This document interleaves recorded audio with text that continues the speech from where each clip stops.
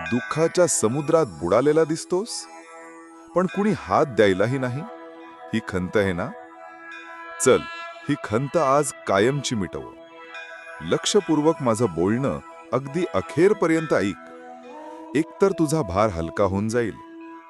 एकदा शेतात काम करत असताना शेतकऱ्याला तर्जनीने इजा झाली आणि त्यातून रक्तप्रवाह होऊ लागला.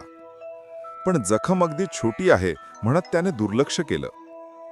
कालांतराने त्यावर हळद लावून सुद्धा ती जखम काही भरत नव्हती.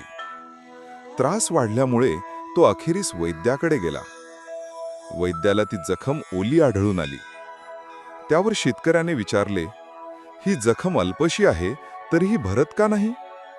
त्यावर वैद्य म्हणाला, जखम जरी अल्पशी असली तरी तुम्ही त्याच हाताने सतत काम करत राहिलात, त्यामुळे जखमेवर खपली तयारच होऊ दिली नाही. नुसती हळद लावून ती बरी होत नाही. परत त्याच ठिकाणी हलकासा आघात जरी झाला तरी ती जखम ओलीच राहते. आता यातून काय कळतं?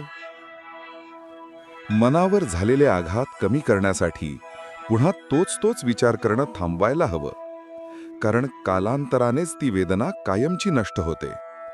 पण तू त्या शेतकऱ्यासारखा सतत तोच विचार करून मनाच्या कोशातील दुःखाची जखम कायम ओली ठेवतोस आणि तुझ्या नकळत ती अल्पशी जखम हळूहळू मोठी होत जाते.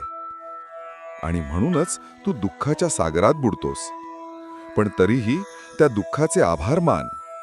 कारण ज्या व्यक्तीने जन्मापासून निव्वळ सुख अनुभवलं, त्याला सुख म्हणजे काय हेच ठाऊक नसतं.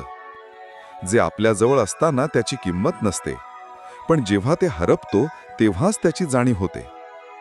ज्यांनी दुःख अनुभवले त्यांनाच सुख म्हणजे काय याचा खरा प्रत्यय येतो.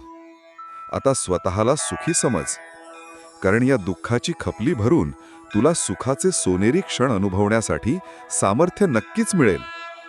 आणि हो, भिवू नकोस, कारण मी तुझ्या पाठीशी आहे.